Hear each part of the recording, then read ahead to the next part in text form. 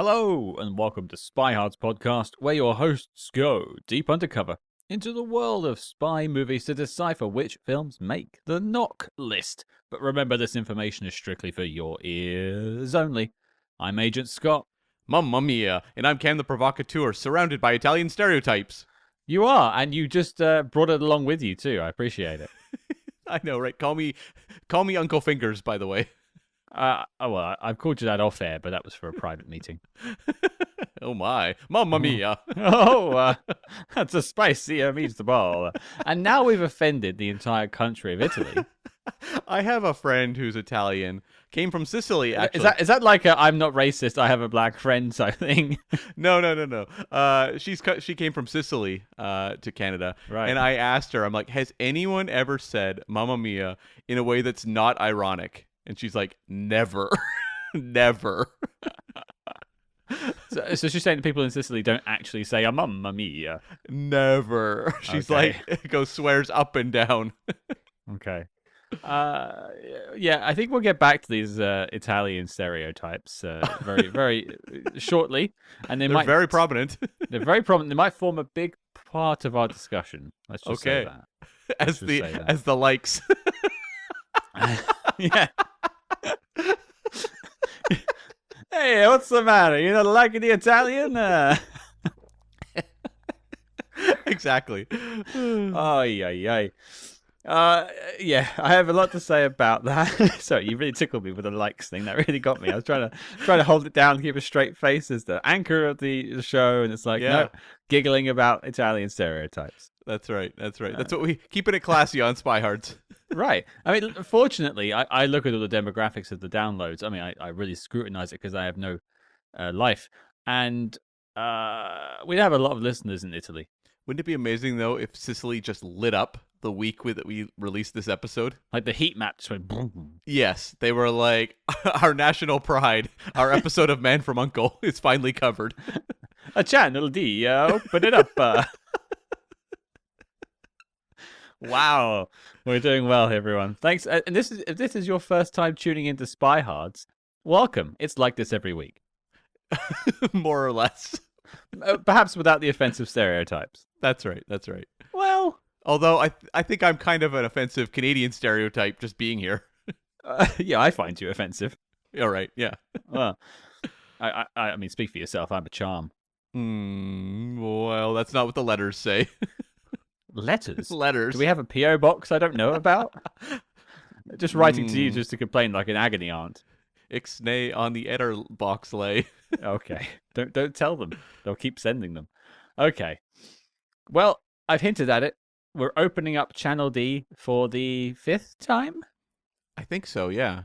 I need to check It gets a little confusing because we, of course, covered the original Man from U.N.C.L.E. film, and we also talked about the pilot episode when we reviewed that movie. So is it number 5? It's number 5. It's the 5th Man from U.N.C.L.E. I'll use the term movie loosely. Okay, but the 6th time we've talked about this universe because we did the Guy Ritchie movie way early on. Yeah, it's like our 3rd episode, I think, or something like that. Yeah, that's right, yeah. Back in the days where you could reliably tune into SpyHards and know you were going to hear about a film that you've watched. I actually bought that movie recently in that very expensive special edition. Oh, yeah. I heard there's pretty good transfer, actually, on that one. Yeah, there's a good documentary. I've only watched one of the documentaries so far, but there's a good one on U.N.C.L.E. fandom. Oh, okay. That might be an interesting one to explore. Maybe might pick it up myself. I wonder, is Jeff Kleeman mentioned on there at all? Because he was sort of pivotal in that film. No, unfortunately not. Well, if you want to hear more about what Jeff Kleeman did with The Man from U.N.C.L.E., check out our interview. And that is what we call in the business synergy. That's right. Cam, why don't you help us all out and tell us what we're talking about this week? Yes, we are talking about the 5th Man from U.N.C.L.E. film, The Spy in the Green Hat from 1967. Yep, we are once again teaming up with our favorite uncles, Robert Vaughn, David McCallum. They're hot, sexy boys themselves. They're back. We can't wait to talk about their antics. And we haven't got a guest this time. We usually have a guest on for the U.N.C.L.E. episodes, but scheduling permitted it was just Cam and I, so you'll forgive us if we haven't brought any extra insights. It's just our silly selves. Yes, and as you know, loyal listeners will recall, the last one of our spies is missing, was a real train wreck, and so I'm hoping for a bounce back. And we had a great guest, though, to be fair. John Cork, the maestro of all things, James Bond, was here to help us. I had an absolute blast on that episode. I'm talking about Trainwreck in terms of the quality of the movie we were reviewing. No. Say it how you really feel. You think he was a terrible guest, right? Is that what this is? I would never say that. John Cork is a legend. Okay. All right. Well, you've sucked up enough. I'm sure if he's listening, he's very happy now. Well done. I still don't agree with the Wrecking Crew making the knock list, though. Oh, okay. Old wounds. We won't re-explore them on this episode. But yes, The Spy in the Green Hat, and I can assure you all that I've not seen it, which is part of the course when it comes to SpyHards. But Gab, you are sort of contemporaneously watching the show, so I assume you've watched the TV episodes that this is taken from? Yeah, I've fallen a bit behind in my regular Uncle watching the last little while, but I did watch the two-parter, the Concrete Overcoat Affair, in advance. And it is funny now, the way I watch these two-parters, which is like, I know that I'm going to be covering them as movies. And so I often sit there watching them thinking, how would this work as a movie? And I remember sitting there watching this one going, this may be a bit of a stretch. This may be difficult. That is actually a bit of a surprise, though, when it comes to the film. Yep, I can understand that. And I will say, The Concrete Overcoat Affair is a better title than The Spy in the Green Hat. I mean, these titles are pretty bad. There's been a couple okay ones, but like One of Our Spies is Missing. Maybe it's not the title. Maybe it's just the fact the title doesn't really fit what the movie is, because One of Our Spies is Missing didn't feature a missing spy. Mm-hmm. One Spy Too Many was pretty vague as well. I don't really know what that really aligned with. And here, you know, if you'd gone to see this movie or had no knowledge, like I guess like you did, you would sit there for a long, long, long time waiting to figure out what the spy with the green hat is. I mean, technically, a member of Thrush does turn up and is wearing a green hat. It's a stretch, though. Yeah, and they do say the man with the green hat. So it is kind of there, but like in terms of provocative titles, The Concrete Overcoat Affair is a bit more like, oh, I wonder what that's about. Yeah. I think like the other ones, Concrete Overcoat Affair is a great title. But like when you look at some of those Man from U.N.C.L.E. film titles, like I feel like they're a little catchier, and they have a real feeling of kind of espionage. I think of like, we're going to talk about Karate Killers coming up, which is kind of exploitation movie-ish, but it's cool sounding. Like you're like, what are Karate Killers? We also have, you know, The Spy with My Face in the past, which was like, I think a pretty effective movie title as well, where it's like, oh, and like, actually was in the film. yeah, and the idea of like a spy who has your face, that's something that grabs you off a poster. The Spy in the Green Hat. Does anyone care about what color the hat is on a spy? I mean, you can make the same argument about the color shoe he's wearing. Exactly. Well, and I didn't care with that movie either, with the man with the one red shoe. And Nope. you know, it's like Odd Job. You wouldn't say he's the man with the black hat, because that's boring. You'd say the man with the killer hat, and then you're like, killer hat? How so? Yeah, I guess that sort of opens up to a conversation as how is the hat killing people? Is the hat a sentient being? Yeah. Does it have a mind of its own? Because that's a real cool twist on Goldfinger. Yeah. Or the man with the deadly hat. I think deadly hat sounds better. You can say Killer Cap. Killer Cap, but that sounds more like a schoolboy. I don't know what school you went to. There's Killer Cap over there, and there's Murderer Mike. How you doing, Murderer Mike? Yeah, don't stab me today, thanks. Oh, there's Knife McGee. Oh, watch out for him. I just feel like the word cap has more of a youthful sensibility about it.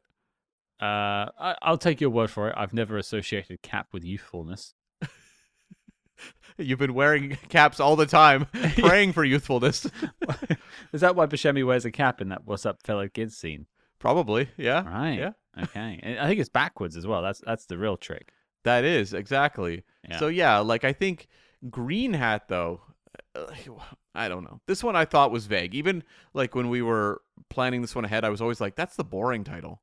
Yeah. I don't really get it, and it's never really sold to us. But for those who haven't donned their green hat, which was a line I was going to use later, but I've just spoiled it now. Oh, well. Here is your synopsis, and spoiler warning. I think this one's written as a bit of a joke. Okay. I mean, I remember there was one of them you read. This goes back a ways where it didn't even match the movie at all. Oh, we've had So, that before. Yeah. I've got yeah. a backup on IMDb that's like one line, which we could also read. But this Okay. one is interesting. Yeah. The Spy in the Green Hat. Your favorite uncles in their wildest adventure.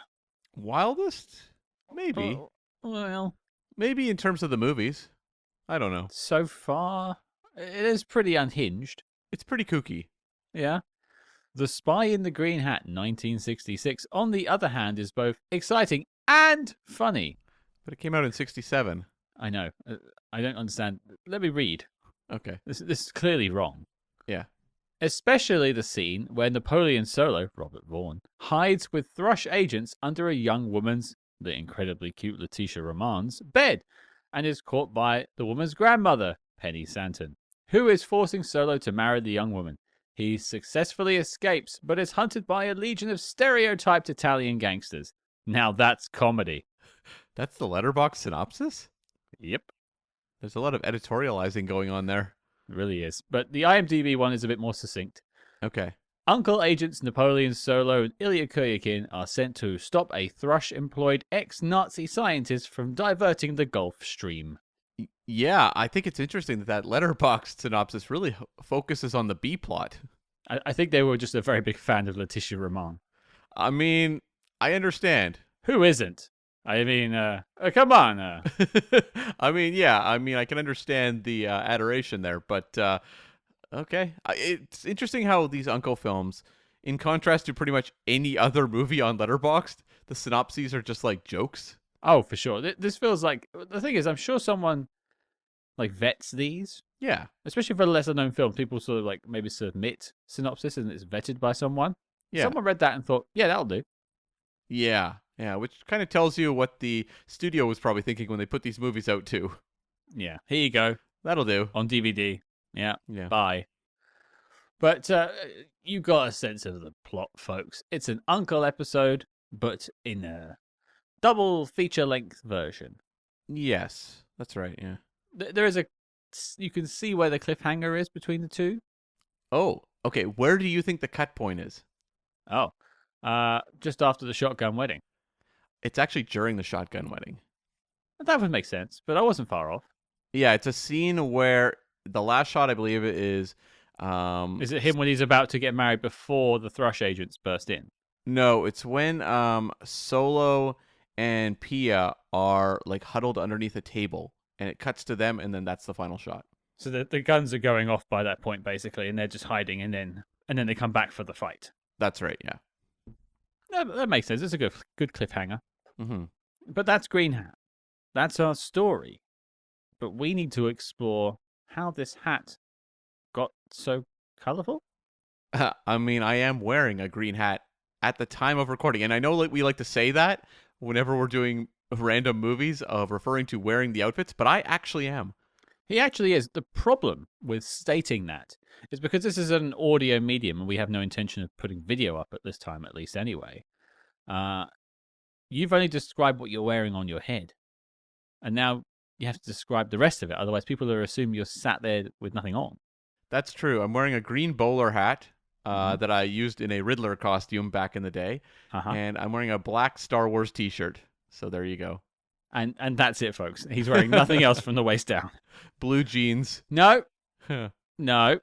You can leave it. That is for everyone's imagination whilst you're talking for the rest of the episode. Enjoy. Fair enough.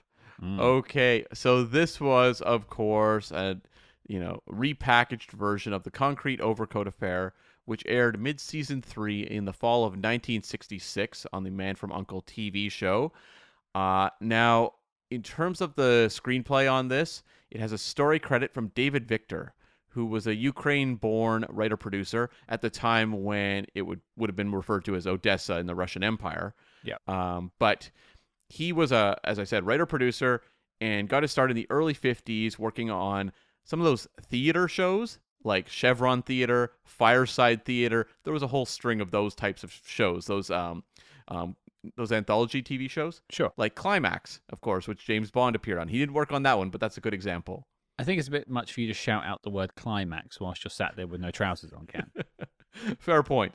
He also worked on detective shows like Front Page Detective and I'm the Law, and some westerns as well, like Gunsmoke and The Rifleman. And he was a supervising producer on the TV shows Dr. Kildare, which was a big hit show of its time, Jericho, and The Man from U.N.C.L.E. Ah. So that's kind of the connection, because the Concrete Overcoat Affair is his only Uncle writing credit. And that's it. He came up with a story idea, and that was that. I mean, I'm surprised you didn't mention like Star Trek in there. It feels like a lot of the writers at this point were basically just doing all of the TV shows. That's true. Yeah.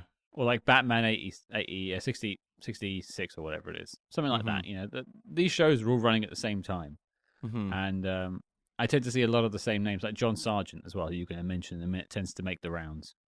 Totally. Yeah. So this was a guy who was working all over the place, but did work on Uncle for a period of time. And he would go on to create a couple shows like Owen Marshall, Counselor at Law, and more famously, Marcus Welby, MD, starring Robert Young and James Brolin, which was a pretty big hit of its time as well.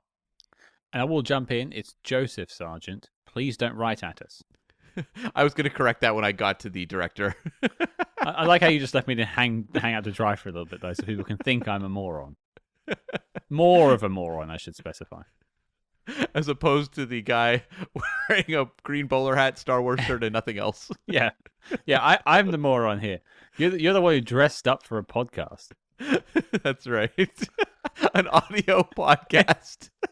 You loser. You're an absolute loser. We love you for it, but like it is so like it is such a you thing. So that's the story credit, David Victor, and that was fleshed out by writer Peter Allen Fields, who's an American writer-producer. He got his start as a lawyer and short story writer, and then he heard that they were looking for writers on a show called The Man from U.N.C.L.E. And so he hopped over there and wrote 11 episodes, beginning with the mid-season 1 episode, The Fiddlesticks Affair. And he worked on the show until season 3, where he worked on The Concrete Overcoat Affair, and that two-parter was his only credit that season. The name rings a bell. I just looked him up. He did work on Star Trek, but I think he wrote a lot of Star Trek books as well. I'll get to that, because yes, he's a TV writer who would then bounce around for decades in TV, but would play a major role on Star Trek in the future. He would write 3 episodes of The Next Generation, 2 episodes about Deanna Troy's mother, Half a Life, and The Cost of Living. Oof. And then he would also co-write the classic Picard story, The Inner Light. He didn't write any books. I was wrong. I think I swear I'm not wrong, because I like to believe in myself. It's like a positivity thing. I like to think I'm not wrong. But he did write a lot of Star Trek. So yeah, The Inner Light is one of those episodes that if people say, like, if there was a knock list of Star Trek episodes, yeah, Inner Light's on there. Yes, and that's the episode where Picard plays a flute, which non-fans may become... Is that like the shorthand for like, the one with the whales? Yeah, I think so. I think non-fans might know just that clip or something of Picard playing a flute, and that's where it's from. Yeah, but then they'll get confused with Cost of Living, won't they? There's no flute playing in that. Oh, what's the one where he meets a girl and they play in a Jeffries tube? Lessons. Sorry. I'm sorry. Yeah. The guy who started watching Star Trek in 2010 just destroyed a guy who started watching it in 1987. 2009, thank you very much. Okay. But Peter Allen Fields also produced the first 2 seasons of Star Trek Deep Space Nine, and wrote 11 episodes during the series run, including a story credit on In the Pale Moonlight, which is also one of the all-time DS9 episodes. Yeah, another one of again, if there was a knock list. But he also did like For the Uniform, Dogs of War, Duet. Titles that mean nothing to our audience, but yes. I think, listen, right, if this is, okay, if this is your first time here, I understand you might be drawing ire from us talking about Star Trek. For the long-time listener, as Cam likes to say, or as I like to say, SpyHards, diehards out there, we met at a Star Trek convention. Yes, Star Trek's going to come up from time to time. Sorry. Not. Plus, we're talking about TV writers and TV directors who were working in the 60s, which is a prime time for Star Trek as well. And it all connects as well, because it's all like as you say, TV writers, but it's all in sort of these larger than life worlds. Man from U.N.C.L.E. is not like a cop drama. No, I hope not. Uh, It's not fail. It's failing pretty hard if it is intended to be a pretty bad realistic police cop drama. department, I would say. Like, yeah, they just hide in a laundromat most of the time. Yeah, yeah. But I mentioned In the Pale Moonlight because that is arguably the best spy episode of Star Trek ever made. That is interesting. Yeah, I guess it is it. I think it might be. Yeah, it's up there. Wow, maybe that's an idea for Vegas this year. Well, maybe. Um, and so the director, you mentioned him earlier, Joseph Sargent, born in New Jersey, started as an actor in the 50s and had some bit parts here and there, like in From Here to Eternity, for example, the Best Picture winner of its year, and continued playing character parts until the late 2000s, really.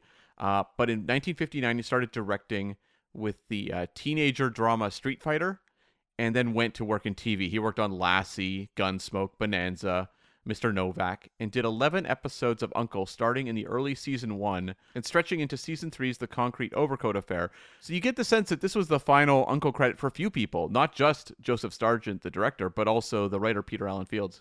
I wonder what it was that sort of caused that exodus. I don't know if it was a change in tone in the show, and so writers just lost interest, or it was burnout just creatively on that show. I don't know.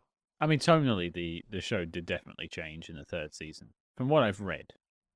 It did, and it's also like TV writer schedules were punishing in those days, and to be working on a show like U.N.C.L.E., maybe after you've done 11 episodes or something, you're like, okay, I feel like I've said all I have to say in this world, and I've got a job opportunity elsewhere, and so I'm going to jump over and do a Western for a while. Yeah, I guess it would change it up a bit as well. Yeah. And so, we were mentioning Star Trek, but Joseph Sargent directed the classic episode, The Corbomite Maneuver, for the original series of Star Trek, but also directed The Taking of Pelham 123, White Lightning, Jaws the Revenge, and the Streets of Laredo Lonesome Dove spin-off miniseries. As in the original Pelham with Robert Shaw. That's right, yeah. Okay, very, very good film. It's an incredible movie, and that's why I was always shocked that the individual who directed that classic could direct Jaws the Revenge. Well, I imagine there was a big budget difference, and like also having to work with even really bad sharks and on the ocean and stuff is still a lot more money, a lot more taxing than shooting a lot of stuff in the subway. And then, I mean, the trick of Pelham 123 is editing. There wasn't a lot of ocean work in Jaws the Revenge. We watched it on the Patreon. I saw it. They're on a boat a bit. A bit, but that shark is not very often in the ocean. That is fair. That is fair. Yeah. And so a couple other notes just about, ultimately, I guess the notes are more about the Concrete Overcoat Affair, because that's where the creative decisions are made versus the film. But Edward G. Robinson was the first choice to play Strago, and just for whatever reason didn't work out. Also of note, Mr. Thaler is played by Will Kuluva, who was the original head of U.N.C.L.E. in the pilot of the series.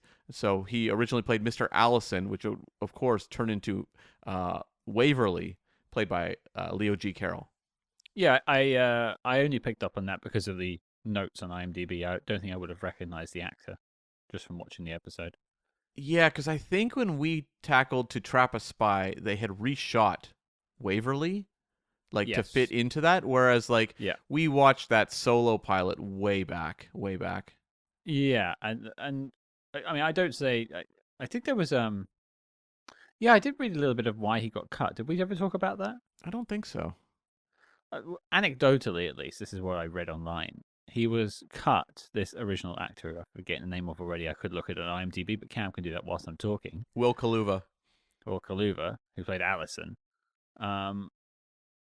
They said, basically, after doing the pilot, which they shot with Will Kuluva, they got notes from the studio, and the studio said, get rid of that Kuryakin guy. Mm-hmm. And they mistook that as Kuluva and got rid of him. Okay.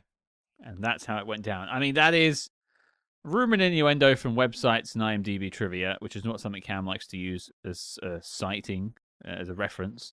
For those listening who know more than us, we're happy to be corrected, but don't write to us.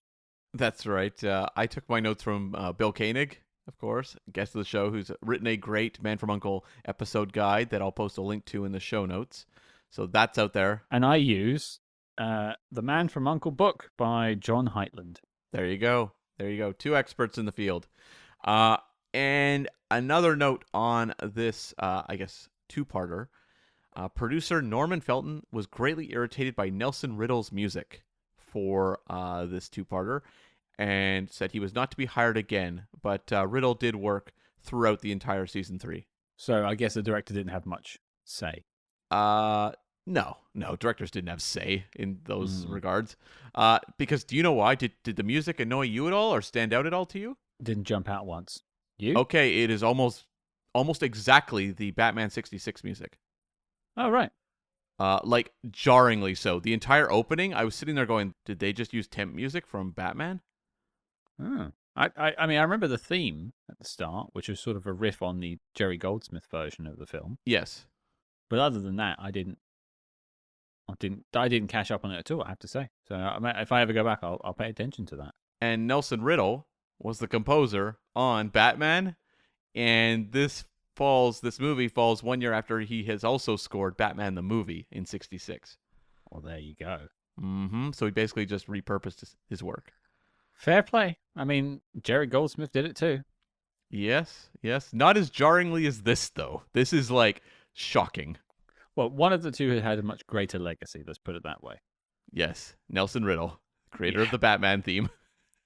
Never mind Jerry Goldsmith's award-winning scores. It's all about Riddle. That's and you're wearing a Riddler hat in tribute to him. Right? Do you think they hired him because his last name was Riddle? No. Because the Riddler was... No, wait, the Joker was the villain in the first episode, I think.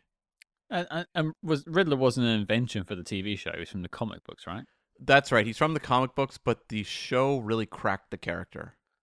Okay. I mean, if they hired a composer called, like, Edward Nigma, I'd be like, okay, maybe they're trying to reference something here. But no, I'm not sure that's necessarily it. Fair enough. That is the guy's name, right? I did pull that from my memory banks. Is that right? That's right, yeah. He also goes by Edward Nashton as well, if you want to get really geeky.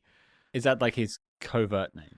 Well, Nigma is the name they would have thrown around in the older days, but then when they tried to make it a little more realistic, they would go with Nashton. So Edward Nigma is the Jim Carrey, and then Edward Nashton is the Paul Dano. That's correct, yes. Was that actually what they did in the Paul Dano version? Yeah, they went with Nashton, yeah.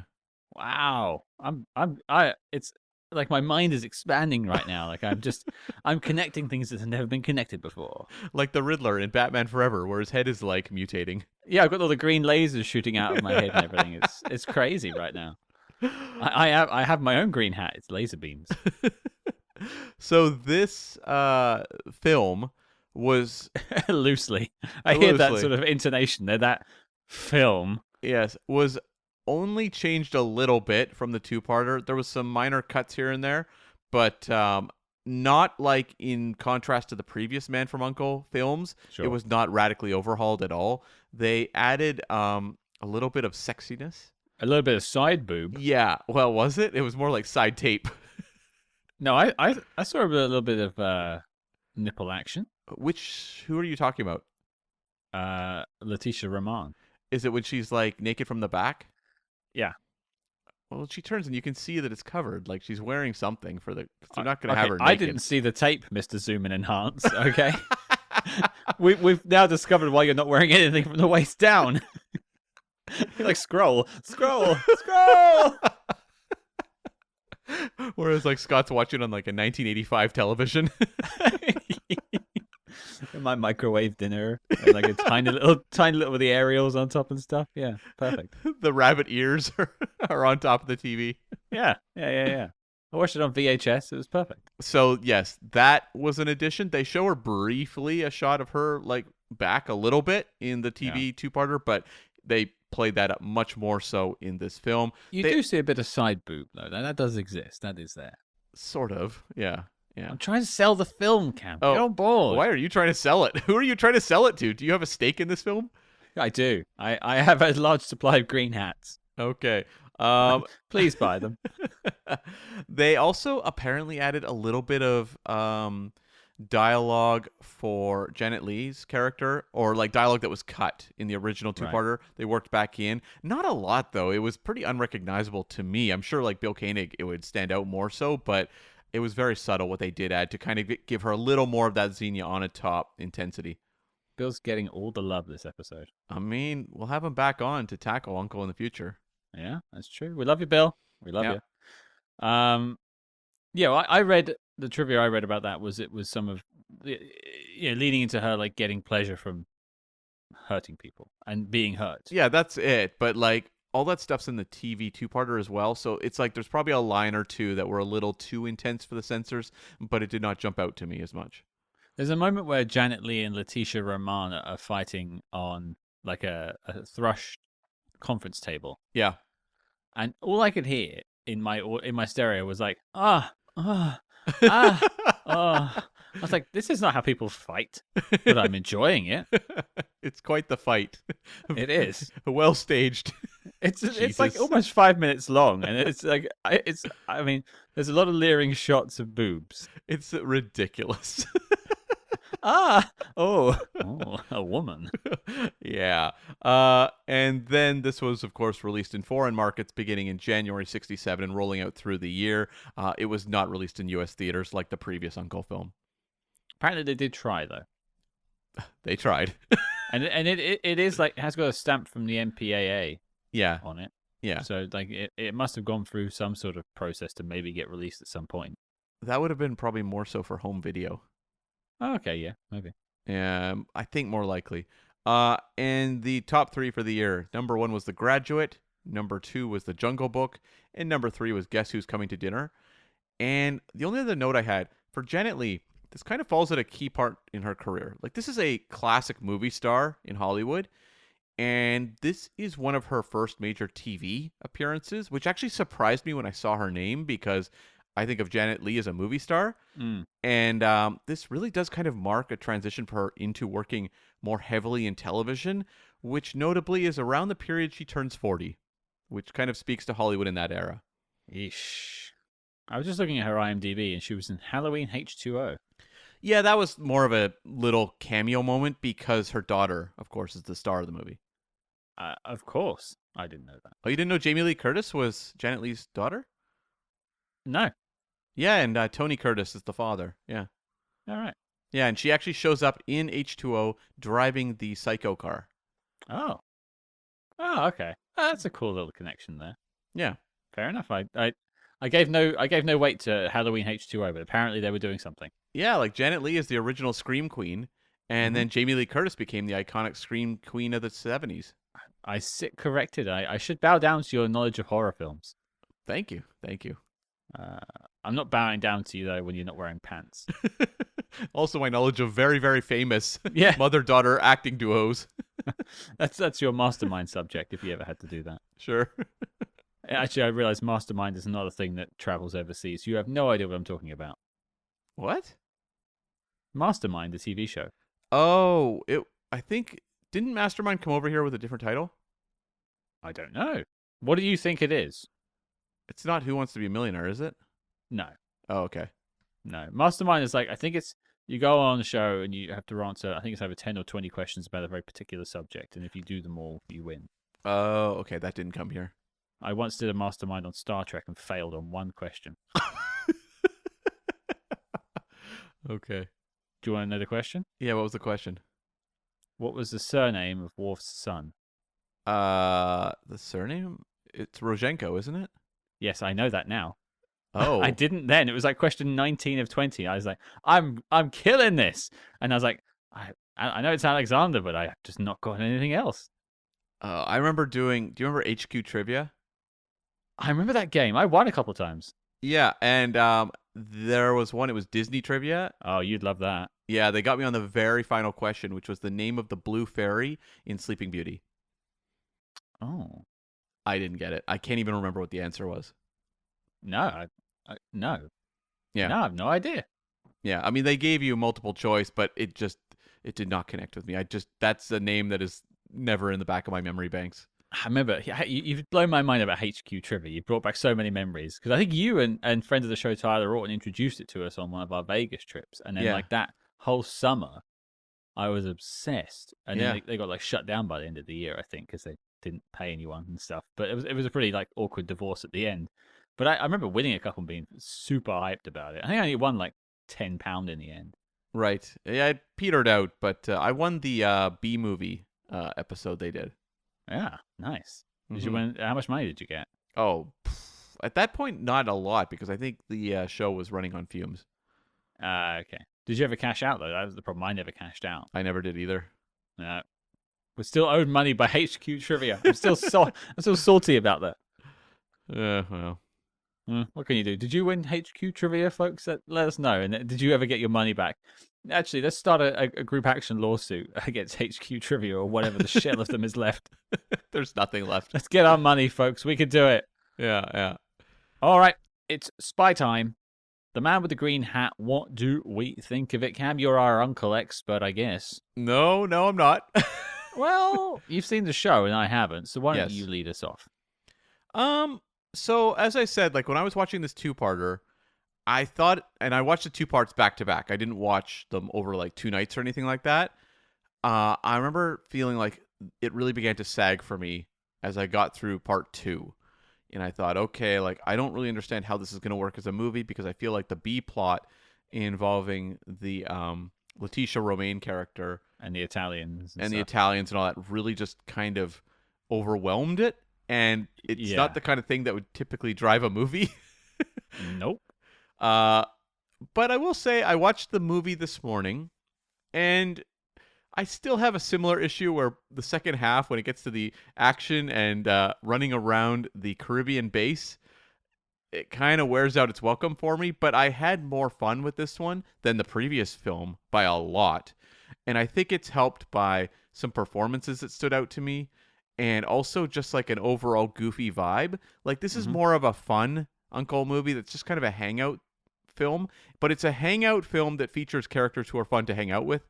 And even the film, the title of which is escaping me at the moment, I think it's One Spy Too Many, about the Alexander the Great character. With Rip Torn, yeah. Yeah, like that villain was very boring to me at a certain point, and so it just didn't really hold me in the palm of its hand the way I think it wants to. Whereas this one, I felt like there was enough goofiness with Jack Palance, for example, going on that I was like, okay, this is not a high-intensity thrill ride, but I'm along for the ride, even if it is like pretty trivial stuff. No, I totally get that, and it is like it is full of interesting characters that stand out a lot more than some of our previous Uncle films. And I think like Jack Palance, I mean, he's doing something in this film. I don't know what he's doing. It's insane. He's very thirsty. He drinks a lot. He's playing like a villain who's incredibly nervous. Yeah. Like a wine and spirits man who's working for Thrush. I like that they say that his slogan, the slogan for his company is everything from champagne to whiskey.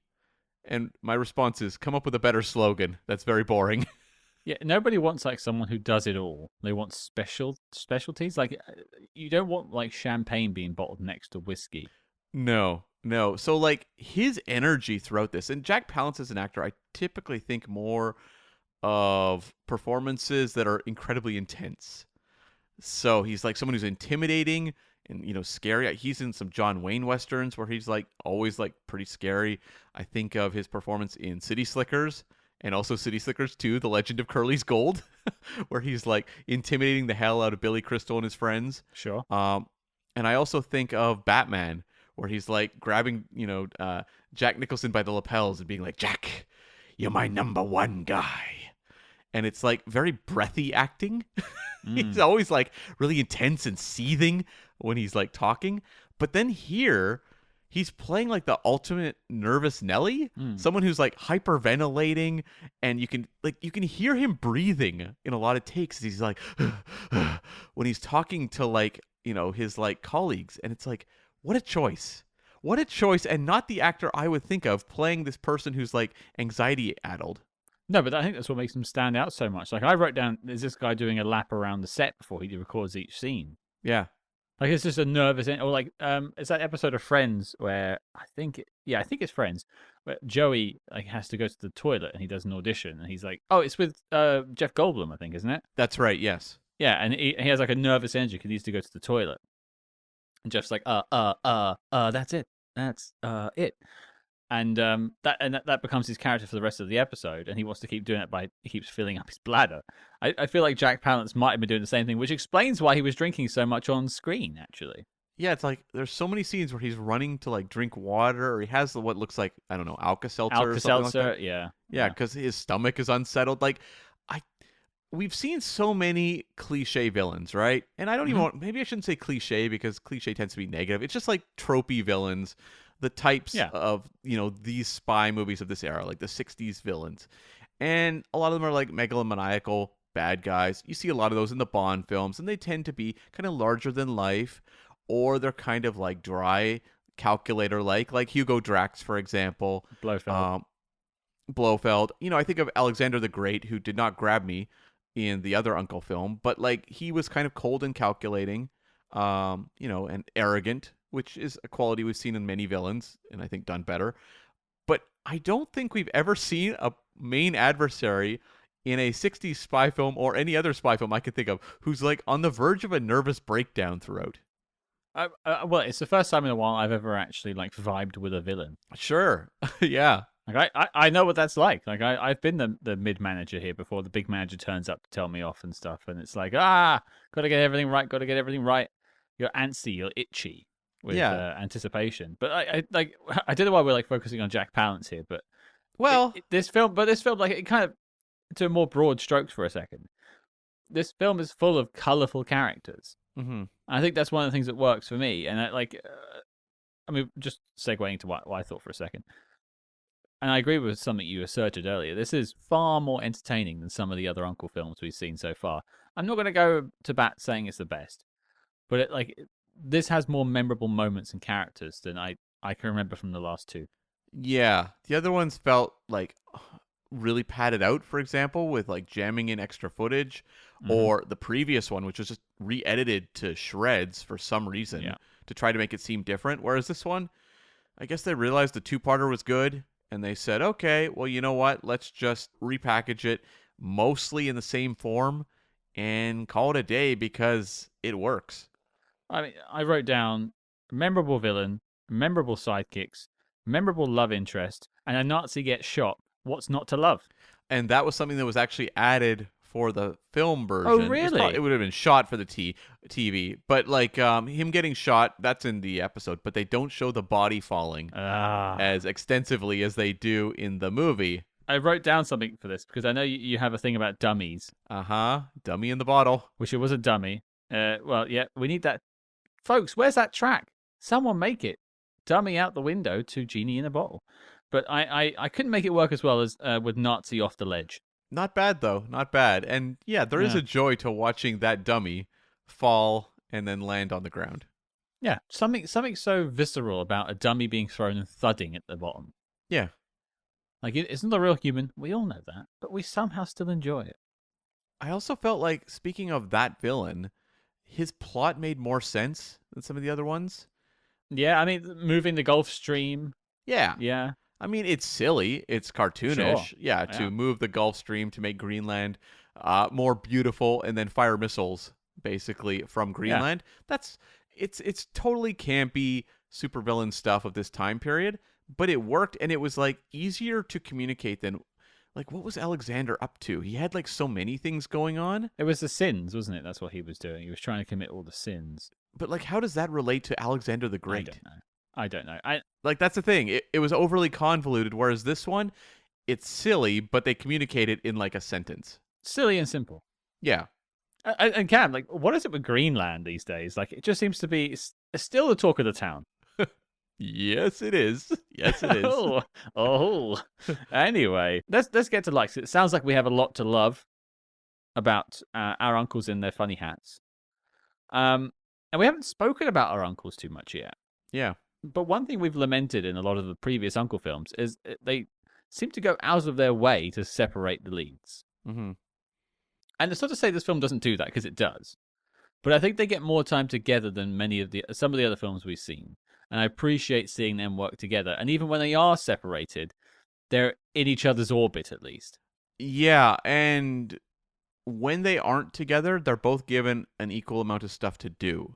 Mm-hmm. And valuable stuff to do. Like there was it was one of the earlier films where Ilya is in it quite a bit, but he's not doing anything of consequence. Yeah. And it was because the two-parter they were working with, that character barely did anything. And so Mm-hmm. they added a bunch of footage of him doing things, but ultimately it doesn't affect the plot at all because it's just kind of filler. Whereas here, both of their contributions are valuable because Robert Vaughn is needed to get the whole, Pia Monteri story going, and that whole side plot that is going to bring the Stiletto brothers into action. Love the Stiletto brothers. After a while, I loved the Stiletto brothers. It takes a while, doesn't it? It does. It does. It feels like I'm being force-fed a lot of spaghetti. And Uh-huh. you're like, I can't eat that much spaghetti. Stop. Oh, this is actually nice spaghetti. Oh, okay. Yeah, I can eat some more spaghetti. And by the end, I'm a connoisseur. Yeah. So like that is crucial to where the story's going. Mm-hmm. But then Ilya is the one infiltrating Strago's base. And And sort of doing the love interest with Janet Leigh as well. Like that sort of thing's going on. exactly, like connecting us with Janet Leigh. So that stuff's all crucial too. And then you bring the two together. So it feels just in terms of structure, like it makes a lot more sense in terms of how it's using its two uncle agents. Well, it feels like it's being pitched as a co-lead production as opposed to Robert Vaughn and David McCallum. And remember the previous one gave Leo G. Carroll like a lot more to do? They stuck him in a wine barrel. That's twice. No, just once, right? He just went in there once. They went in twice, but he was once. And it wasn't a barrel. It was like a vat, I should say. Oh, it was a press. It was a wine press. A grape press, I suppose. That's right, yeah. Yeah. But I liked Leo G. Carroll a lot in that story, but like he also distracted a little bit from the duo. Sure. Whereas I felt like here, this was a strong outing for both of them, and that's not often the case. Remember last time, Leo G. Carroll was given lots of cool things to do, and Ilya's chasing cats? Chasing cats, and then he gets like strung up at the end, doesn't he? I think so. Mostly naked. Yeah. Well, yeah. But yeah, it's nice to see them together, and I think the show by this point has learnt what it needs to do. I know it's going perhaps a bit more wacky than it used to, and a lot of people always say the first and maybe the second season are the best seasons of U.N.C.L.E. Yeah. But if we were to compare this to another TV show, a contemporary TV show like Star Trek, they always say season 1 is the best, 2 is okay, and 3 is awful. 3 has some good episodes. Yeah. Some 3 highlights. Yeah, like I'm not as big a fan of them going just full camp. Like I Yeah. like season 1. Season 1 had some like really genuinely great espionage stories. Mhm. Whereas my experience really in the latter half of season 2 and into season 3 is that we kind of just go silly. And it's Right. like, okay, let's But do Bond did that too at the same time. Like Bond started off with Dr. No from Russia with Love, and by this year they're doing Casino Royale and four You years only live only. twice. And You Only Live Twice. Exactly. And so like that camp vibe is something that like, I enjoy more in something like Batman, which is a Sure. full-on comedy and Mhm. very winking. Whereas like when I'm watching something that I really did enjoy in one form transition into camp, I'm like, this doesn't work so well for me. But like this two-parter I think is strong enough. And like for I think Janet Leigh is incredible in this. And that character, when she was set up as like a masseuse initially, I was like, Yeah. really? Like this is how you're using Janet Leigh? And a secretary. Yeah. Yeah, and a secretary. I'm like, this is how you're using Janet Leigh? Like this is like, obviously Marion Crane in Psycho, but like Mhm. a star of so many movies. Touch of Evil, for example, another classic. So I was like, really? This is how we're using Janet Leigh? But then there's that moment where that goon, runs afoul Mhm. and she pulls that knife out of her like thigh holster and does the run. Yeah. Run. And I'm like, oh, this is incredible. And like this is Xenia Onatopp before there was a Xenia Onatopp. Mhm. And they give her so many cool things to do. I love the scene where she's like torturing Ilya and is just like going on about like loves she's had in the past, these one-time affairs, and like she wants something more prolonged. And there's just so many cool moments of her getting these moments to come across as like a complete psychopath. Yeah, it feels like they've just sort of let loose with this one, really. Because I imagine on the page it's probably a bit of a dreary affair, if we're going to keep using the word affair. But she has coloured this character so much with little inflections she does, little giggles she throws in, and things like that. She's clearly having a good time acting the character, and the character is having a good time with the torture. So, despite her being a villain, and she does sort of have it come around towards the end, you're almost like rooting for her a little bit. Sort of, yeah. It's like she is kind of a repellent Yeah. individual, Uh-huh. but she's also a wild card character and a fly in the ointment. And so when suddenly Strago basically dismisses her and is going to have her transferred or killed, either one, Mm-hmm. uh, and she's suddenly like a free agent, you're like, how is this going to play out? And that's where the fun for me in the second kind of half's finale really comes into play, because you're like, this character could do anything. It's kind of like a Yeah. Joker character. It's a chaotic Wild character. card. Yeah. Yeah.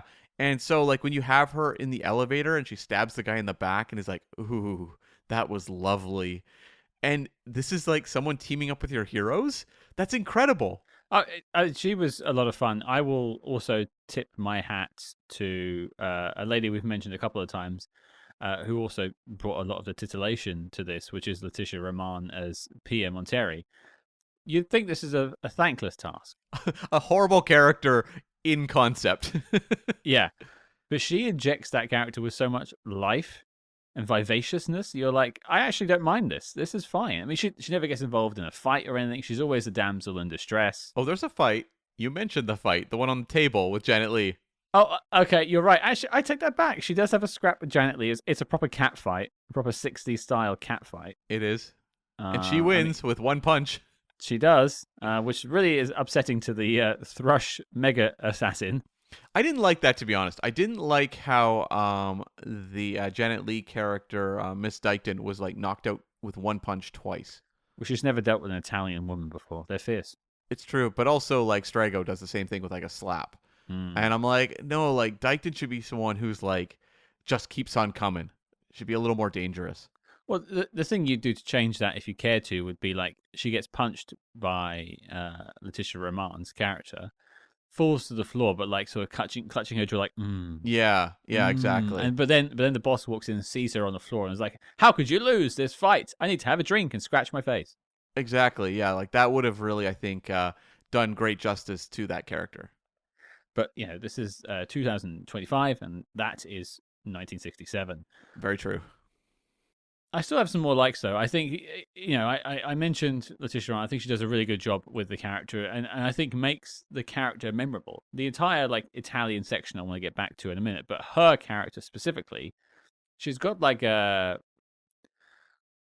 charm to her. Like you actually kind of want to be in her company, despite her being quite annoying. Well, like the character, the way they're introduced, everything. The whole setup of this shotgun Bless wedding. my pizzeria. Oh, father. Of course, yeah, the pizzeria. It's like all that stuff is just eye rolling, and it's very, very, very, very silly.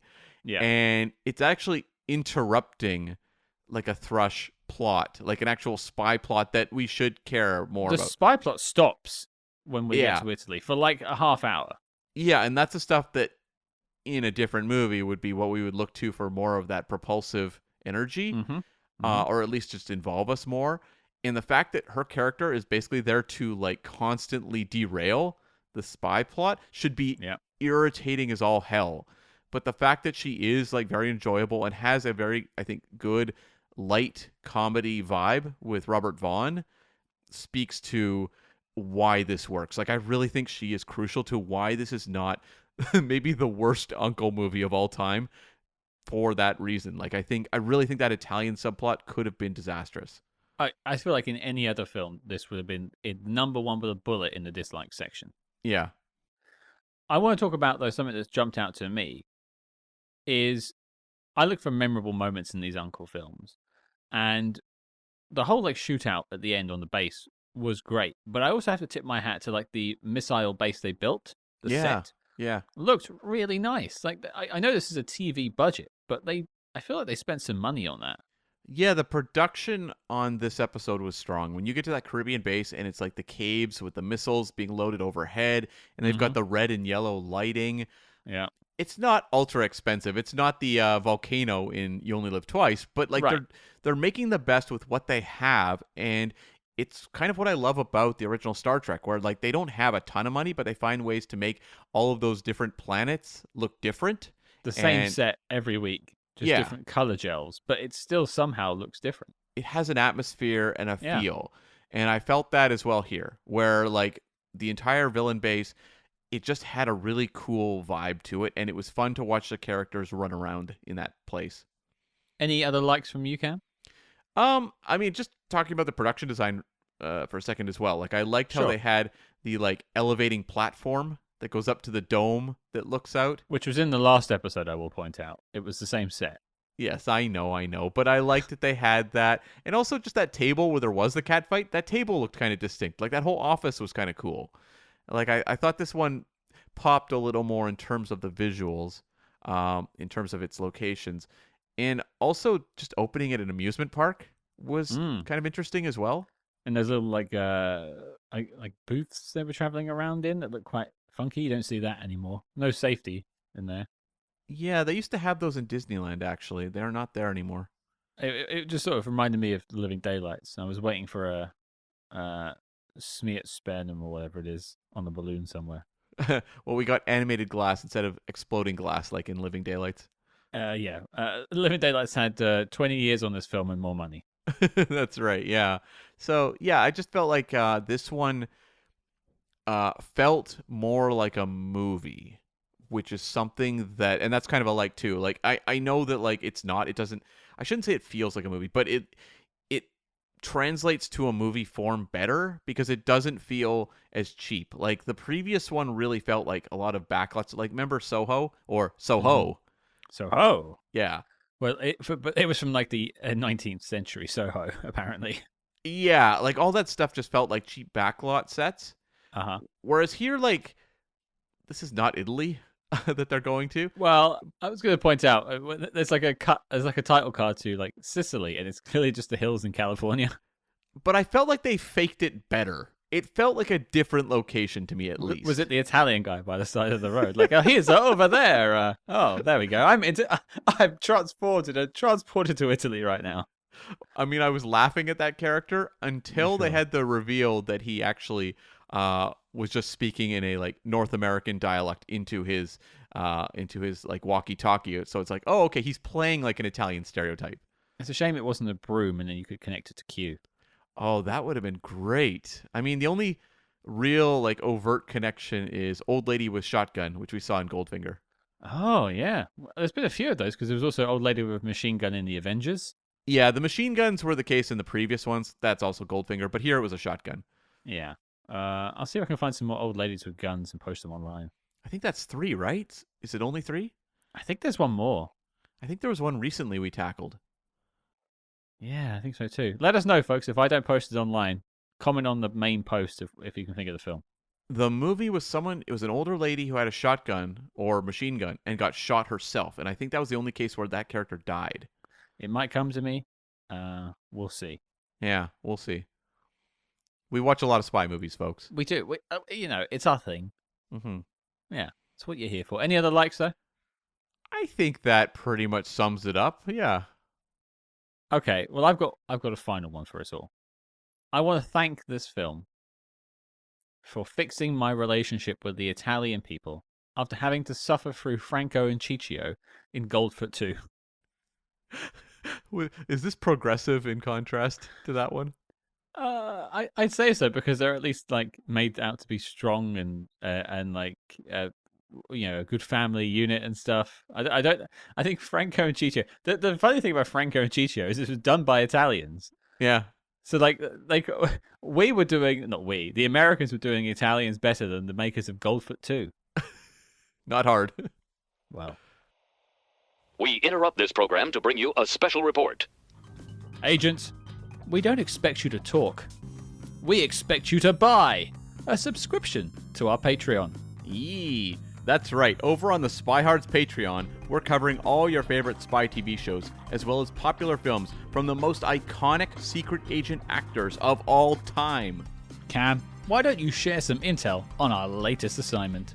Bon voyage, everyone, because Scott and I are booking passage and heading to Poland to tackle the 2013 TV adaptation of Alan First's novel, Spies of Warsaw, starring David Tennant and written by Never Say Never Again scribes Dick Clement and Ian LaFrennay. How will this journey turn out? Who knows? Let's find out. So accept your mission and help support your favorite spy movie podcast at patreon.com/SpyHards. But before we activate the fourth protocol, let's get back to the spy jinx. All right, this likes time, and much as I said I like what it did to the Italian people, I will say a lot of the early Italian plot stuff really drags the pace of the film down. That was the part when I was watching the two-parter that I was going, how is this going to translate to a movie? Because it feels very disruptive. Yeah, you've got like the Italian police trying to chase... Oh, it's not the Italian police, it's the Thrush agents trying to chase down Napoleon Solo. He's like scrambling up to Román's room and stuff. And that's when you see the little nipple, or if you're Cam, you see the tape because you zoomed in. Yeah, like there's all this sort of like hijinks, or as I like to say, spy jinx, but it doesn't serve the plot. No, like Pace and Man from U.N.C.L.E. movies do not go hand in hand. Like they really don't. No, they don't. No, I don't think I've walked out of any of these and been like, yeah, that was a well put together film. No, there's not a single one where you're like, on the edge of your seat, like, oh man, ticking clock in, intensity is kicking in. I think To Trap a Spy is the closest. To Trap a Spy is actually good. Yeah, I think there's a reason why we celebrate that one. Yeah, like when we say Man from U.N.C.L.E. films, I think we tend to think of the other ones. Whereas like To Trap a Spy, the only way it disrupts itself really is working in the Luciano Paluzzi stuff. But that stuff was pretty good. But you're not like begrudging that because it's Luciano Paluzzi. You're like, well, yeah, that's a nice way to spend 10 minutes. This works. But the actual overall story of that one is so effective that I think that one has some actual tension to it. Whereas, like, it is funny because you think about To Trap a Spy or The Pilot, whatever you'd prefer to think of. But you have, like, Napoleon Solo tied up. And do you remember where it's like him and the female guest star are, like, hanging from pipes? Yeah. Yeah. And it's like Solo is, like, kicking that pipe. Mm-hmm. And it's like he's, hot and he's exhausted, but he just keeps going. And you see like the relentlessness of that character. He will escape. And the lady has fainted by that point from a lack of oxygen and stuff. There is like a ticking clock element going. And it's like you can feel the danger and also how he will not give up.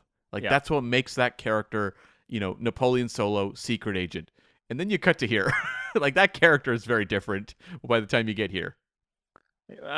Yeah, I mean he's moved into the more of the Bond spoof world of like trying to chase tail and you're invincible. Like you remember that like the first one where he meets the woman and takes her on the adventure, but delivers her home safe to her husband and kids. Yeah, like the real like the Bond you take home to your mother, I suppose. Yeah. Whereas this is more just the sleazy late 60s, early 70s Bond, where it's like just about getting some ass. Yeah, and he has the presents to give to her family. Like he has the cover, and he's watching them out the window of the plane, like wistfully. Mm-hmm. It's like so great.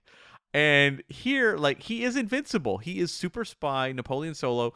There's the part where he's in the boat, and they use like the whatever ray it is. Yeah, and the Sugar boat ray. I don't know. He just wants to fly, and that boat explodes with Solo in it, and then we cut to him in the water swimming. Yeah, and you're like, okay, sure. I mean, he might as well be Wile E. Coyote. And then the Italians turn up as well, and you're like, oh no, more Italians. But that's actually the turning point where they won me over. Oh, was when they come to the island, and I'm like, oh, because they got like, because for those who haven't seen the film, the plot of this whole thing is, well, not the whole plot, but the Italian subplot, I suppose, or the Italian sub, would be they go to Sicily to track down this Thrush plot, and the baddie played by Jack Palance, and basically Napoleon Solo ends up stumbling into a pizzeria that's then blown up, which is just something you do in Italy apparently. Yeah, he wakes up in the house of Román's family, and he's sort of nursed back to health by them. And then later he escapes the house and then has to come back and hides in her bedroom as she's getting changed. Scandal. Scandal. And then that's mistaken by her grandmother that they'd had sex. And, shotgun wedding ensues where he escapes to America, and she calls her Italian brothers in America who happen to be like mob bosses, but old mob bosses, like in their 60s and 70s. It's like the cast of Sopranos now, basically, are doing this sort of stuff. So they're all a bit old, they're all a bit aged and a bit decrepit. But they turn up and basically force Napoleon Solo to get married. And then he keeps escaping, and they're trying to chase him down to get revenge, and that's why they keep getting pulled through this film. And they turn up to get revenge on Jack Palance's character and on Napoleon Solo, and they end up sort of teaming up together. Yeah. And at that point, I'm like, these old boys are all right. I was so not into them for the first half. Yeah, the first half, like the shotgun wedding stuff, I'm like, just stop this. Yeah, please. I was actively getting annoyed at the Stiletto brothers. I think I like them more when they get violent. Yeah, when they got the Tommy guns on the boat and stuff. Yeah. Yeah, Tommy guns on the boat, or when they're at the Thrush base, like shooting out the windows at the bad guys, or at the end where they're going to line them up and kill everyone. Yeah, and they refer to like the Valentine's Day Massacre. And Yeah. you're like, whoa. And then like Pia jumps in and is like, hey, stop it, stop What's it. the matter, you? Come on, give me Yeah. a break. It's me, Mario. Yeah, yeah. it gets very silly, but like I liked when they became kind of like Ciannelli, like wild cards where you didn't quite know what they were going to do. It made things unpredictable. Yeah, and I think that adds to, and I mentioned other things I liked was the sort of final shootout, but that whole like last 20 minutes is pretty exciting.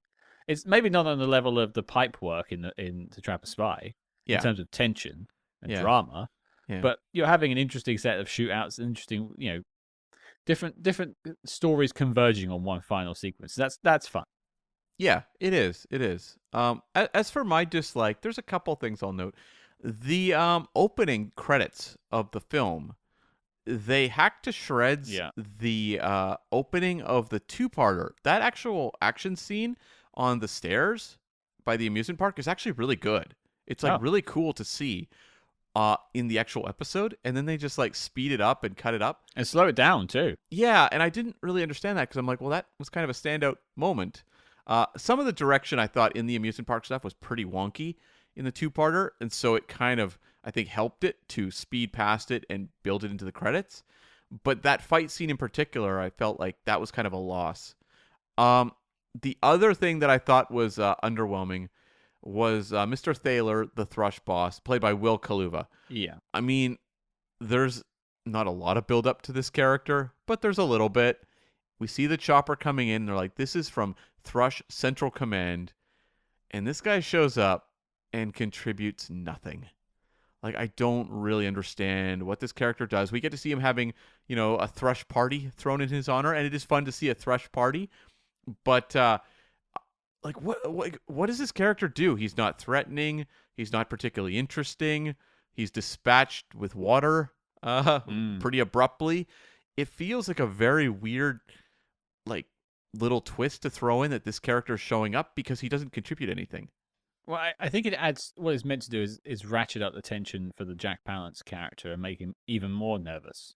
But the character is so nonchalant and, like, lackadaisical that he doesn't cause any intensity. Like, Jack Palance, a lot of his nervousness is self-inflicted anyway. Well, you imagine, like, Rosa Klebb turning up on Spectre Island From Russia with Love, and everyone's standing to her attention. They're being inspected by, I don't remember what her number was in Spectre. I think she was number 2, maybe? Maybe? Yeah. Was that Kronstein? I can't remember. It's a number, and it's under 10, I think. But imagine if she turned up and then just sort of laid down for a massage next to Robert Shaw. Right, yeah. Like, there's no energy to that. It's like, you don't feel the sort of, like the oppressive nature of when she turns up in From Russia with Love, where you're like, oh god, everyone's like on their best behavior. They actually have a genuine party when this guy turns up. Yeah, he's like wearing a flower necklace and dancing with 2 girls and being like, hey, this is great. Having a great time. Yeah. Doesn't feel like a villain, does he? No. He doesn't. It feels like it was more like they had the accountant from Thrush show up, and they had to like impress him. And so that's how they did it, was they wooed him with parties and girls and all that just to get him on their side. It doesn't feel like a big boss showing up who is someone who is going to be very invested in this case, in what they're wanting to do. Yeah, I think that is a shame. I think that sort of lets down that twist at the end. But fortunately, you're sort of still propped up by Janet Leigh and Jack Palance and the Stiletto brothers. Yeah. Yeah. And I mean, I am glad, though, and it is a bit of a I should have mentioned, but like when Jack Palance dies, it's because of our uncle agents. Whereas in like a couple of the previous films, the villain was dispatched By another villain? by like a random ally or something like that of theirs. Yeah. And it was like, okay, I guess. Yeah, well, it's I can't speak to why that choice was made in either film, but I think it adds to getting the uncle lads involved, because they also spend a bit of time, both of them in this film, captured Yeah. and not actually moving the plot along. Sometimes it is moved along by the Stiletto brothers or Janet Leigh. Mm-hmm. So you do have to remind the audience that the uncle lads are pretty dangerous and hard to beat. Yeah. Yeah, exactly. Well, let's move over to other notes, because I actually have a few weird observations I've made on this film. But do you want to start us off? Okay, I had a few. You have Joan Blondell showing up, who was a big actress in her time, really big, and she is playing the girlfriend or the moll of one of the Stiletto brothers. This is the grapefruit lady, right? Yeah, where he shoves a grapefruit in her face. Mm. And that is a nod to the classic James Cagney gangster film Public Enemy, where his character does that to a woman.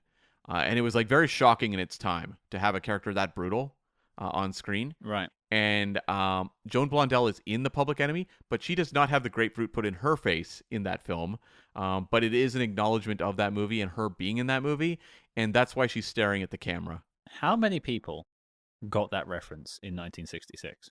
At the time, it's tough to say, because I think movies would have been shown on TV a lot and people would be watching black and white films just on random nights. So for all I know, the Public Enemy was shown a lot. I don't know. Okay, I'll take your word for it. One thing I noted that I actually quite like to see is there is a moment where Napoleon Solo returns back to the Uncle headquarters without Ilya Kuryakin. He's sort of presumed lost on the island where Jack Palance is hiding, and Waverly informs them that they're going to bomb the island. Yeah. And Napoleon says, "Oh, well, we need to get Ilya out," and also Román's character, who was, sort of swept up in all this, isn't innocent. And Waverly actually kind of turns around and says, "Casualties of war, man. Mm-hmm. Just got to deal with it." And there's a moment of Napoleon going, "Oh, yeah, you're right. I'm sorry, sir." Like, it's just a moment of actual like tension and drama that's put into it for a second. A moment of like, there's a real life thing happening here for a second. And then he flips and says, "Well, it means you've got 18 hours to go and rescue them." Nod, nod, wink, wink. But there is a moment of like, oh, this is actual drama. Which is funny because it's so like campy and over the top, the rest of it. And to suddenly have Waverly being like, no, we got to treat this seriously. I mean, I guess it has the same effect in some ways as when you get to some of the sillier Bond films. You still have M like barking orders, for example, and treating it very seriously. Sure, like he's always very serious. Yeah. Even in something like Moonraker. Yeah. M is not like cutting loose and dancing. Sure. Although that would have been a thing. Something else that was serious and kind of out of place, pretty out of place, I thought, was the attempted sexual assault on Pia by the Strago character, which I was like, oh, okay, this seems kind of weird, and I didn't really understand what they were trying to go for with that character of Strago, period. Yeah, I'm glad he sort of walked in on very quickly, and then that's never really mentioned again. Yeah. It feels like an icky way to go. I mean, okay, there is an element to the character. I'm going to not defend it, but try to figure out how the writers were thinking this was a good idea for the character. Sure, go ahead. If we go back to Strago's first appearance, he's getting the massage from Janet Leigh's character. Yeah. And he's like, this is too sensual. Stop it. There are rules about Thrush. And then he tells her also, like, your dress is too revealing. It's too low cut. The bottom is too high. All that sort of thing. So it's like he's someone clearly who has like repressed sexual issues. Sure. That's coming across. So to have him suddenly like drawn in by Pia, but very quickly, when he's caught, turns around and refers to her as like a disgusting creature. It speaks to kind of the perversity of the character, but it's a scene that you're like, guys, know your tone. Well, I'm sure it's basically sandwiched between two scenes with the Stiletto brothers running around in a very offensive Italian accent. So, yeah, it is sort of not in the right film. Not in the right film, but it does, I suppose, at the very least, suit the character to a degree. I mean, yeah, he's presented as quite lecherous and disgusting. But also repulsed by his own, like, desires. Yeah. Yeah. Which I understand. We could all relate. I look in the mirror and scream every day. That's right. Yeah. I had an interesting one that popped out to me, and I did some research. You know when they're shooting in quote-unquote Sicily in the town? Yeah. Did you recognize the town? I didn't, but I feel like it's probably been used in countless productions. Well, it has been used in hundreds of films, many you've seen. Yeah. But I made the connection because we're talking about it so much in the show from Star Trek Voyager. Okay. It's used in the Killing Game two-parter where they're pretending to be in France. Oh, okay. Yeah. It's called the European Street on the Universal backlot. Oh, I mean, it is pretty effective. It looks like it. It's like three. I've seen an aerial picture of the whole set of streets, and it is designed to look like a European set of houses and roads. Basically, they can spray it different colors and stuff like that, and different things, accoutrement here and there. But yeah, I saw it and instantaneously recognized the road. Now, the one thing that sort of bumps me about it is doing the research. I found out that they are the same location, but in 1967, the European Street had a fire, and most of it was destroyed and rebuilt. Mm-hmm. So what I'm seeing in Star Trek Voyager is a slightly different version, but the same layout. Oh, okay. I'm trying to remember. I've done the Universal Backlot tour many a times. I'm trying to remember if I recall the European section. I think I do. I remember the Mexican area as well, quite strongly, and the Old West town. It's also called Little Europe sometimes. Yeah. The fact of the matter is, you do the tram tour, and the things you walk out remembering are more Jaws popping out of the water and King Kong than the old European village. But just to list some of the other big films that it's been in over the years, going all the way back to the 1920s. Yeah. The 1923 version of Hunchback of Notre Dame. Right. 1930s All Quiet on the Western Front. Boom. 1935 Bride of Frankenstein. 1956 Around the World in 80 Days. And then later on, City Slickers. You mentioned it earlier. City Slickers? Yeah. Really? You mentioned it. Yeah, apparently. They were in Europe in City Slickers? Maybe they just like the look of the street. And then the Spy Connection, which is what made me sort of reason to bring this all up, is it's also used in Night and Day. Oh, okay. Very nice. Yeah. Weird spot, but hey, it's jumped out to me, so I thought it was worth mentioning. Okay, that's cool. A moment that I want to mention as a note was Janet Leigh's amazing crawl of shame after she's been knocked out on the table, and Strago comes in with the Nazi scientist just to go over plans, and they completely ignore her. And she crawls off the table, collects her shoes, and then is like awkwardly putting them on while they are completely ignoring her and talking about their plans. I thought that moment was absolutely incredible, and the kind of like scene that you're just like, I don't see things like this very often. No, it feels like a scene that would have been cut in most other films. Yeah. Like it adds a little bit of flavor, a little bit of color to the Janet Leigh character. Yeah. Because she is feeling remorse. She's feeling sorrow. She's disappointed in herself. But you wouldn't need to show that in any other film. But I also feel like we can empathize with her. Like a little bit. We understand her embarrassment. Well, we've all lost a cat fight or two in our time. And crawled across conference tables in shame. That's what gets me into the cat fights, to be fair. I just walk into random conferences and buildings and start just walking across them and just trying to fight people. I just remember during that cat fight, though, when they get up on that conference table and are crawling around, I'm like, why are they crawling? Yeah, why are they not fighting on the floor? You think of, like, you mentioned this film earlier, tying back to John Cork, The Wrecking Crew. Like, that had some really cool martial arts sequences in there. Yeah. And even with like the female characters, they were fighting each other, and like it felt real, Yeah, visceral. Whereas this is a joke. it is. Totally. It's a little bit of titillation for the boys. It is. And I want to end the other notes section. I don't usually do this, but I was looking at the IMDb reviews, and I screenshot one basically because it made me laugh. Mm-hmm. So I'm going to read it out. And I want to preface with, it was given 7 out of 10, and it was written by Kathy Ann Moore. Okay. Just preface with that. Watch this on TCM Movies 50 years after enjoying The Man from U.N.C.L.E. as a child in the 1960s. It's packed with really good actors keeping their faces straight in what I appreciate now is a comedy or spoof. In the 60s, we had some brilliant TV like this. Batman and Robin, Get Smart, My Favorite Martian, etc., etc. And like the James Bond films of the time, there was no PC when it came to the ladies being drawn to attractive men like Napoleon Solo. We have lost something now that PC and woke dominates what we watch these days. Pull up, Kathy. This is my favorite bit. The woke thing I giggled at, but this next line really got me. Thank goodness there are films like this that accurately reflect the era in which they were made. Okay. I mean, did it? Is that how people were behaving in the 60s? They were having cat fights on conference tables. They were getting chased down by Italian hitmen. Kathy thought this was a documentary. Yeah, she was like, "Oh, that was how the 60s was for me." Okay, well, do you think Kathy is like a Miss Dykton character? Like she's sort of getting off from the sort of pain of others. Yeah, like if you run into Kathy, she's like, run. Run. takes a letter opener out of her pocket and just starts aiming at you. Like, Kathy, no!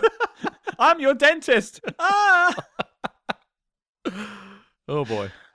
Yeah. Thanks, Kathy. Thanks for the giggle. Last time. Last chance. Last mission. Last question. The spy in the green hat. Cam, you are our spy in the green hat this week and nothing else. That's true. You can leave your hat on, Tom Jones once said. And you did. I did. Is it making the knock list, though? And I've mentioned people tuning in for the first time. Maybe you are. And, hey, welcome aboard. And I'm surprised you've made it this far. But could you let them know what the knock list is? Yes, the knock list is the need to see official classics of the SpyHards podcast, where every week after we've talked about a movie, we decide if it belongs on the list of the all-time great spy films. And it's a pretty, I think, diverse list where we look at... Eclectic? Yeah, it's eclectic. It's not about just, inducting... the best of the best critical films or the key James Bond films. It's about movies that we think speak to the larger spy canon that are important and fun and inviting to people who would want to learn more about the genre. And, I mean, the Man from U.N.C.L.E. films have one on with To Trap a Spy so far. So this is the 5th chance it's getting. Is it making the knock list for you, Cam? It's not making the knock list for me. I think, To Trap a Spy, I still think was really quite good. I enjoyed it. Like, it was fun. Yeah, it was. The only thing against To Trap a Spy is the Ilya factor, where he's barely in it. Like, that hurts it. Yeah. But beyond that, it's head and shoulders above the rest. And to me, this one, the key factor that this one has going for it is it's not making the disavowed list like the last one. It's not boring. No. That's also, I think, it's not. Yeah. No, it is a bounce back. It's fun. It's silly. When you are looking at some of these 60s spy spoofs like The Liquidator or, the Flint films or the Helm films, I think this one belongs pretty neatly along some of those. So, yeah. Like if you were programming a 60s spy spoof special at cinema and you put like a Helm film, you put probably Our Man Flint if you want the better one. Yeah. And I would lean towards To Trap a Spy, but I would probably do this if I couldn't get the rights to Trap a Spy. Yeah, like I wouldn't put this one next to Our Man Flint because I think Our Man Flint is a little better. That one did make the knock list actually, but like In Like Flint, for example, might be a better fun. comparison. Wacky, fun. Yeah, and then also like some of the Helm films, which are also all over the place. Yeah, maybe not the Ambushers though. Not the Ambushers, and I think the Silencers is too good. Yeah.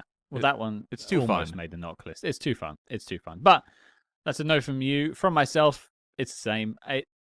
It reaches high heights. It will. I mean, this is actually an interesting question. we said when we reviewed the Guy Ritchie Man from U.N.C.L.E. film, it didn't make the knock list, but we had a good time with it. Like, we would maybe recommend you check it out as additional reading. Yeah. Would you put this alongside that, or would you say it's under that Guy Ritchie film? It's under that film, I think. I'm trying to think of, like, would I put this, like, as the kind of de facto go-to for goofy Man from U.N.C.L.E. movies in terms of the 60s stuff? I think so. I think the first two are a bit more serious. This is a way more goofy film. Yeah. This is what people think of when they think of Man from U.N.C.L.E., by the way. This sort of spy jinx. This might be the best of the goofy Man from U.N.C.L.E. films so far. Because, like, Spy with My Face, which was one episode that was really stretched, didn't work, and, like, Solo was barely even the main character of his own story. One Spy Too Many, which was the Alexander the Great one, just lacked energy, I thought, big time. And then One of Our Spies Is Missing was just terrible. So, yeah, this might be the best of the goofy Man from U.N.C.L.E. films. Yeah, I can't disagree with that, but it's 2 no's, and it's not making the knock list. The dossier on the film is complete and filed as classified. We've still got 3 more uncles to go, though, so it's all still to play for. And there have been rumors that the last one, How to Steal the World, is notably better than the rest, or at least a significant chunk of them. Well, watch this space. The rest of 2025 might have some more uncles in your future. But speaking of the future, Cam, what are we doing next week? Scott, we have an interview. A really big interview. One we've been chasing for a long time. We are going to talk to Shane Black, the screenwriter behind such classics as Lethal Weapon, The Last Boy Scout, and a movie that we tackled on SpyHards not too long ago, The Long Kiss Goodnight. I'm very excited, and he has, of course, since gone on to direct movies like Kiss Kiss Bang Bang and The Nice Guys. This is huge. You know, you're right, Cam. They say life is pain, but frankly, I disagree. I think life is joyous, and it's going to be made even more joyous next week as we talk to Shane Black. I mean, come on. Right? Like, this is a dream come true. Absolutely. It's a great interview. We've already recorded it when we did this little insert here. You're going to have an absolute blast. Make sure you hit subscribe if you haven't already. So your mission, should you choose to accept it, folks, is to join us next week as we sit down with screenwriter and director extraordinaire, Mr. Shane Black. I can't believe I'm uttering those words. It's delicious. Thank you all for joining us here on the episode. If you want to continue the Spy Jinx and join a lovely group of people that are helping to support us, you can find us over on Patreon, patreon.com/SpyHards, where you can get over 100 bonus episodes injected directly into your ears. I mean, why wouldn't anyone want that? Exactly. And, you know, okay, you have to pay for it, sure. But also, we have to pay for this. It sounds like an exchange, right? It does. That was a very Shatnerian statement you made. What, just because of, like, my syncopated speech? Yeah. Why? Thank you. And if you want to continue the conversation online and do it for free, you can do it on social media. You can find us anywhere you might do social media at SpyHards, SpyHards. We've taken a break from some of the major ones just because of what's going on in the world, but you can definitely find us over on Blue Sky. The Blue Sky handles are a bit different, but I think it's at spyhards.bsky.something or other. It'll be in the show notes below. Don't worry, you can find it on there. But yeah, it's been a wonderful time talking about U.N.C.L.E. But until next week, you'll find me chasing Cam around the room with my transistorized double capsule gamma hand grenade.